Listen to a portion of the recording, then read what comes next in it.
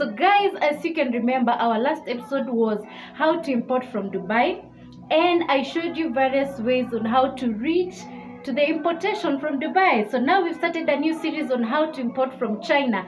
So stay tuned, don't go away, let's take a short break.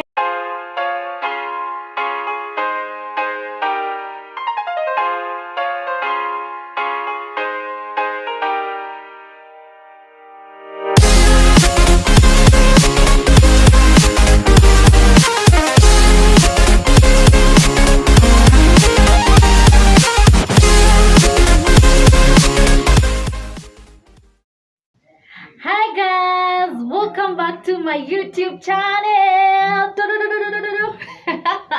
For those who are new, karibuni sana. My name is Jaycee Mange, and for those who have been with me from the beginning till now, thank you so much for your support. Thank you so much for being patient with me. It was a very long break, but here I am with good content for you and back to back videos. So stay tuned.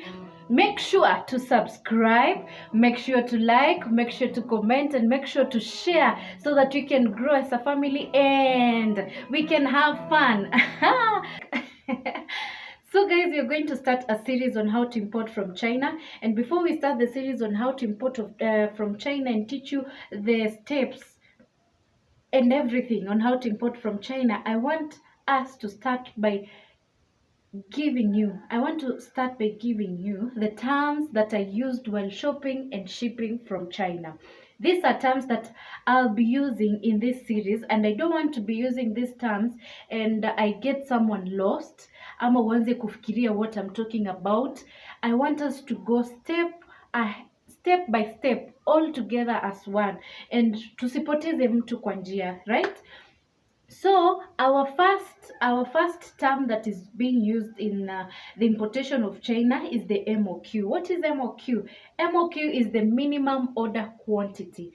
Let's give an example. You are going to buy an item in a shop, and you see a price that is way below the pricing, way below the price that is being sold from other retail shop, and you get surprised and ask yourself, why is this? Let's give an example of a handbag that is being sold at 2,000 in the retail shops, and while in a specific shop it's sold at 1,500. And once you're buying it, you're being told, no, this is a price of you buying 3 plus. 3 plus. If you're buying one, we are giving you at 2,000. If you're buying 3 plus handbags, we are giving you at 1,500. So that is the minimum order quantity. That is what it means. You are given a price. That price, you are being told that the minimum order quantity is 1. That means you can buy one and more. Okay, if you're being told minimum order quantity, the MOQ of this is 3 plus, meaning you can't buy that item 3 lesser, you can't buy 2, you can't buy 1, you're supposed to buy 3 and more. If you're told the MOQ is 10, that means you have to buy bags more than 10, from 10 and above, and not 10 and less. So hope you got me. So we go to our second term. Our second term is the shipping address. What is a shipping address? This is an address that you give to your supplier. Let's say I'm giving, I want to give examples so that you can understand what a shipping address is. For example, if you're in Kenya, or let me say if you're in any country and you're trying to send a parcel from your area to another area, which is a long distance. So what do? You first get the location of, you first try and get the location of the company that will be shipping for you the item from that area you are in to the area you are taking to the other person. So that is what you'll be using. A shipping address, this is you're given by the company that you'll be using to ship. They're going to give you a shipping address of their company that is in China. So this address, you give it to your supplier. Once you identify the item, you've identified the MOQ, you've talked to the supplier, you've negotiated, you've decided to buy. And then once you before the supplier makes a payment link for you, you give the supplier the shipping address. This address will enable him to know where your agent in China is in. This also enables to know if he will need to use an express company to deliver your goods to your agent, or it will just be free because maybe the distance is just short. So you need a shipping address. A shipping address is very important for your goods and very safe for your goods. If you can't give your supplier a shipping address, then he will use other shipping companies which are very expensive. I don't want to mention them, but yeah, I know you know them.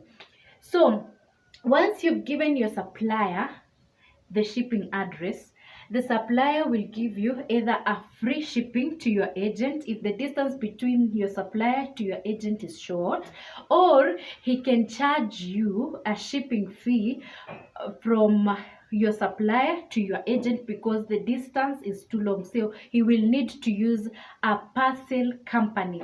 Like in Kenya, for example, in Kenya, you can use Wells Fargo, you can use G4S, you can even use the buses like Chania and all that. So once you've given once the supplier has known the address of your agent and he has given you the quotation, he makes a payment link. That is another term. That is the third term. He makes a payment link. This link, you will either link it to your Visa card, or you will either link it to Google M-Pesa Express if you're in Kenya, or in any other way that you can pay in other countries. Are we together till there? So this payment link will enable you, once the supplier has made a payment link for you, when you're ready to pay for the item, then you just go click the payment link and accept. So you'll make the payment link and say make payment. Once you click the payment link, it will give you an instruction of make the payment. So once you press the make the payment, your money will be deducted directly from your bank if you've linked the payment link to your Visa card. I hope you are right. We are okay. So the first time we say the MOQ, the second time is the shipping address, the third is the payment link. Okay. So while while you have your agent in China, there are things that you also need to know, and that is the freight. Most of the shipping companies that ship items from China to Kenya, they either use air, either use sea. So that is freight. Freight is the amount that you pay for your goods to arrive in the country and the amount of clearance. They do the clearance for you. How good it is. So on air, most of the shipping companies in Kenya, with air, they charge per kg. And I know this happens in almost all the countries in Africa. So like for example, in Kenya, we have a shipping company in air. They charge 1 kg at $12, 1 kg at $12.5, 1 kg at $13.5, and all that. So let's say, for example, you shipped an item that is $3. So we know that is 3 kg, sorry. So 1 kg is $13. Let's take an example of 1 kg is $13. So if 1 kg is $13, what about 3 kg? So you multiply the 3 kg times the $13. What do we get? We get the $39. So to air, I said 1 kg is $13, right? So you've changed it to dollars. You've not changed it to Kenyan shillings if you're in Kenya. So you need to know the dollar rate of $1 to Kenyan shillings is how much. So once you get the dollars, the dollar amount of your goods via air, that is per kg, you change it to Kenyan shillings by knowing the dollar rate that is where I can't be telling you the dollar rate as per now, because the dollar rate changes with time, It goes higher, it comes less, it stagnates. So we can't know the dollar rate. The only people who can give you the dollar rate is just the shipping company, and they give you once the goods have been cleared.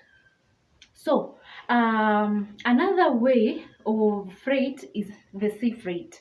The sea freight, which is mainly it's mainly measured in cubic meters. In short, it's known as the CBM. Let's take an example. You've communicated to you've identified a commodity, you've talked to the supplier, you've decided to the supplier makes a payment link, you've paid, and then you realize that your goods are 30 kg.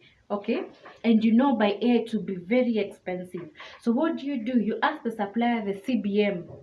CBM, what is CBM? As I said before, CBM is the cubic meters.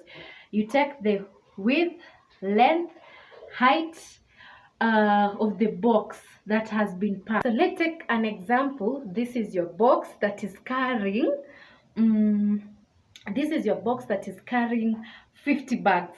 And let's say the length is 45, the width is 55, and the height is 65. This height is 65.